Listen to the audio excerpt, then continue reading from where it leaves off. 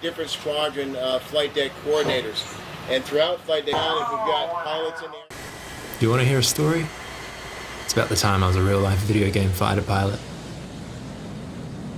We're on this boat in the Mediterranean Sea, just off the coast of Egypt, and it's a huge aircraft carrier. It's got heaps of planes on it. The weather was shit that day. It had been raining all afternoon, but it was just starting to clear as we're about to launch from the boat. And I was already nervous. I mean, it was my first mission with these guys. I'd only ever flown in bad weather once before, and when it's like that, we've got all these extra procedures to go through so that we don't crash into each other mid-air because we can't see anything. I knew it all on paper, but it's another thing to put it into practice, and sure enough, I fucked it up. I lined up on the cat like normal. You know, they launch you off the end of the boat with these massive steam-powered catapults, and then you're flying at 500 feet above the ocean until you're 7 miles out from the ship. And then at that point, you start doing what's called arcing, and we're essentially tracing a big circle around the boat. It's like we're going around a roundabout, and you follow that circle until you get to your exit, and then you go off and do your mission. But I didn't even get that far. As soon as I started arcing, I was swimming through the soup. You know, there's clouds so thick, I can't see anything out the front of my windshield. So I'm looking at my SA page, which is kind of like a radar, if you will. I noticed that this plane near me isn't turning like I am. Now I'm like, fuck, am I doing the right thing? You know, was I not supposed to turn there? I'm basically like a kid at a dance recital that doesn't know the moves, and I'm desperately looking around and trying to copy what everybody else is doing. So I radio my flight lead Thumper, and I'm like, yo, this guy's not turning. And he's like, nah, don't worry about it. That plane's not part of the same mission. He's just off doing his own thing. So I'm like, okay, cool, no worries. But then I notice another plane on that same SA page, and now there's 3, including the one random one that's doing its own thing.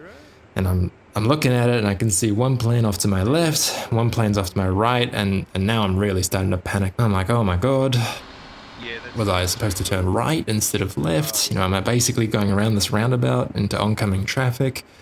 It sounds like it should be so simple, but the Navy work with compass bearings and reciprocals, and it's not just as simple as the GPS being like, hey, enter the roundabout and take your second exit.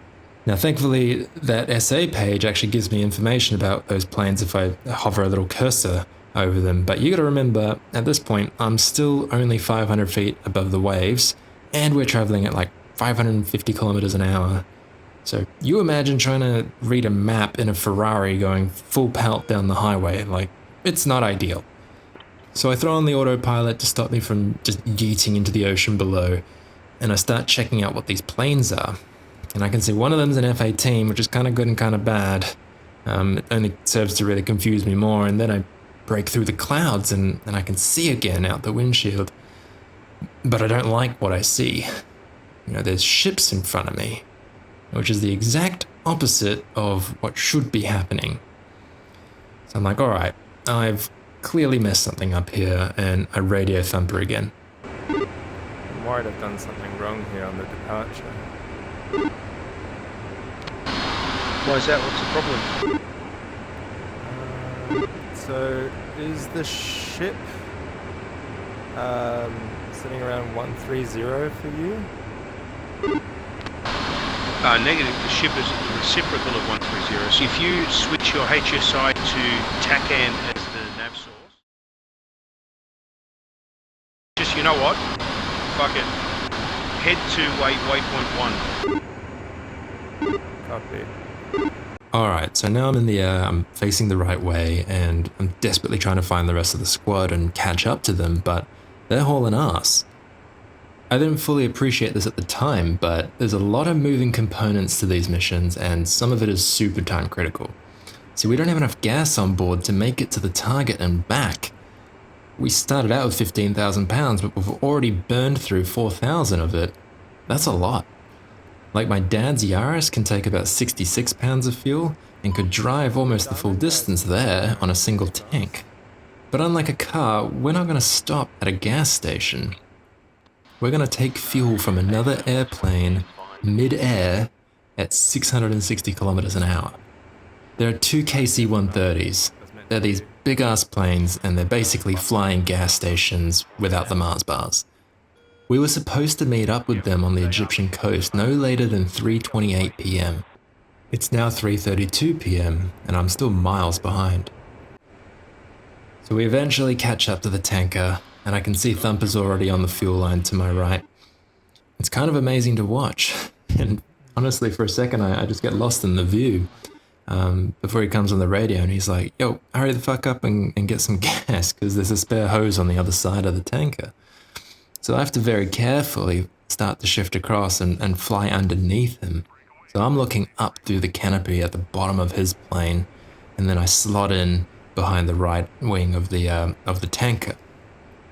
Now I can tell you about it calmly now, but at the time, I was on the verge of a panic attack because I was having flashbacks to all the times it had gone wrong during training.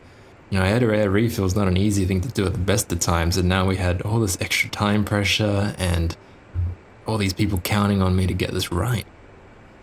I'm wearing my VI headset, so I blindly reach out to my keyboard out in front of me and I start fumbling around looking for the button to make the radio call that I should have done before I even got to the tanker.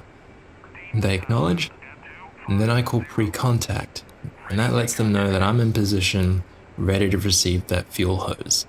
But DCS being the buggy mess that it is, the call doesn't register, and I'm starting to sweat. I repeat the call, and this time they hear me, and I can see the fuel hose coming towards me. It's got this big basket on the end of it, and we have this little probe near the front of our plane. And we've got to position the plane in a way that catches that basket in a kind of sadistic version of ring toss that happens at 14,000 feet in the air. The hardest part of it is not overcorrecting, because otherwise you end up all out of control. When I was first learning how to do this last year, I had an American instructor, and to me as an Aussie, he sounded exactly like Brad Pitt's character in Inglourious Bastards. He used to tell me, just stop the problem and then fix it, which helped me to avoid the overcorrections. So I've got his voice in my head guiding me, and by some miracle I actually managed to stay on the hose and not kill anybody. So Grogs, if you're watching this, I owe you one.